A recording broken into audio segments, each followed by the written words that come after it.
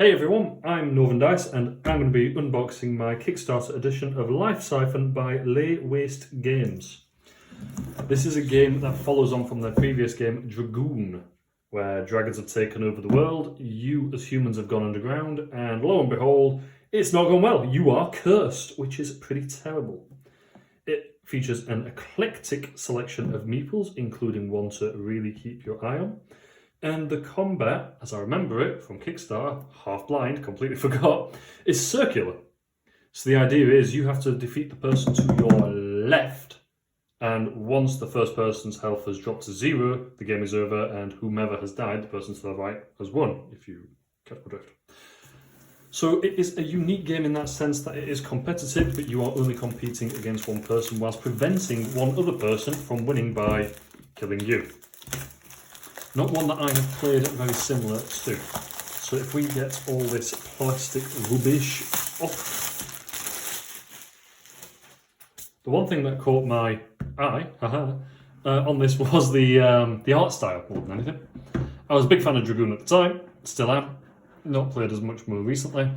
But then I saw that they had this game coming out and it was one of those no-brainer, check out the Kickstarter, and everything just seems to fit into place for me. Of course, since then, other than their updates, I ain't kept up to date. So, attention cursed person, yeah, you! Do not throw away these boards after you have removed all pieces. Simply place them under the plastic insert in the box. They will ensure your game components stay tightly contained within the box. Also, sorry, you are cursed. Kinda. I knew that already, but thank you ever so much, Lay Waste Game, for apologising for the matter. I do like the fact that they have told you that all this stuff needs to go in the bottom. I have unboxed a few games today and quite a lot of the cardboard is still on my side because it's going to go in the bin. At least this one has no waste. Someone once did tell me it'd be a good idea to keep all of your cardboard stick underneath the box. And I've done that with a few. Pro tip. Not from me, of course. So what have we got?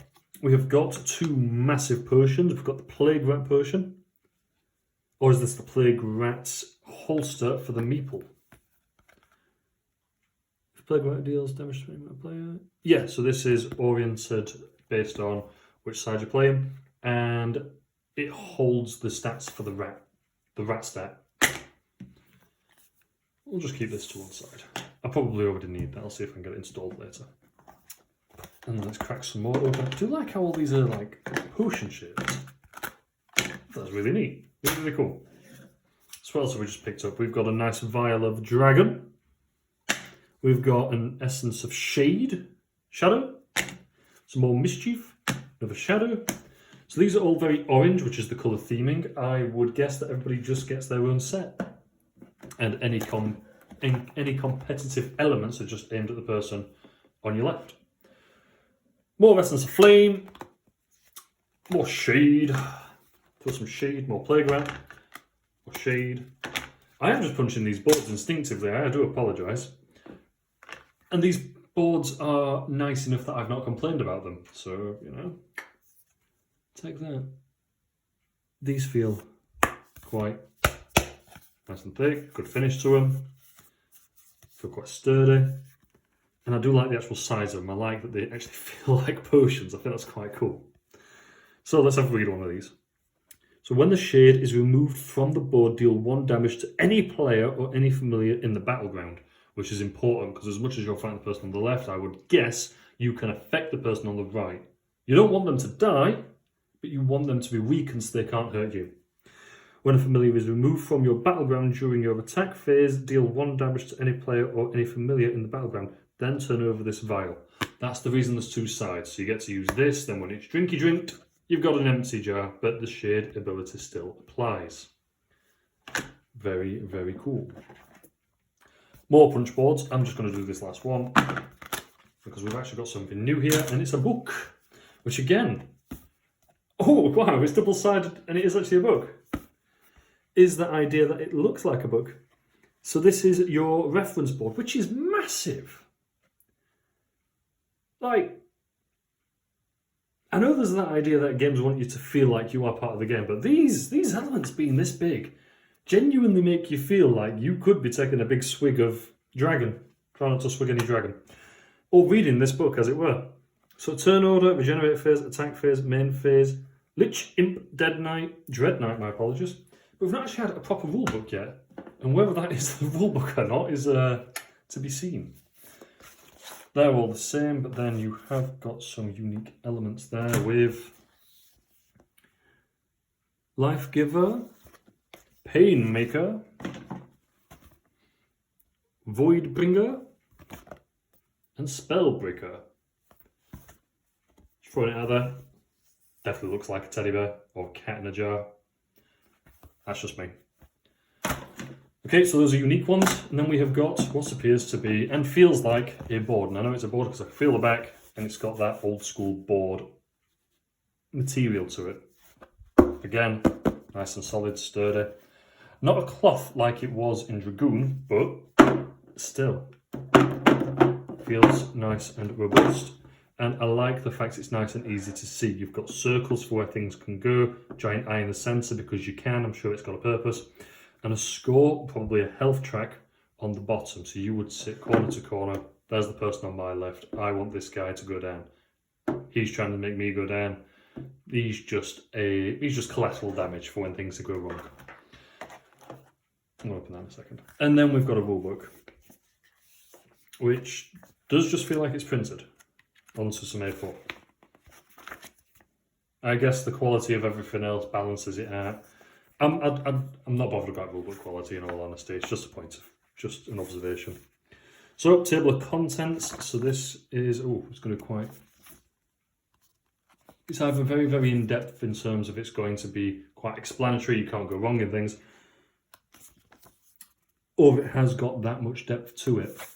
Again, a long time since I looked at this on Kickstarter. All the stats.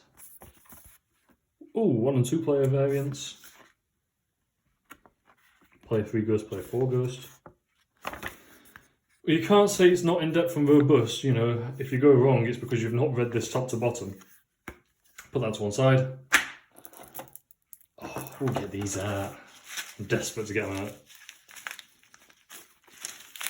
Does it come with the sweets? Yes, it does. Silica gel, do not consume that. And then I'm just going to tip these out because I can. The bag has got a nice feel to it. And the giant eye is a very nice touch. Let's see who we've got. We've got this guy who has been chained. We've got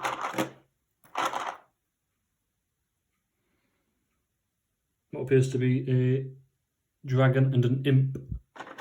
And of course, the Deathbringer himself, the penguin. I like Lewist's commitment on the penguin actually. That is brought in by probably an April 1st thing where it wasn't going to be Life Siphon, it was going to be Ice Siphon, and they changed all the meeples, all the graphics on the Kickstarter preview campaign to ice oriented.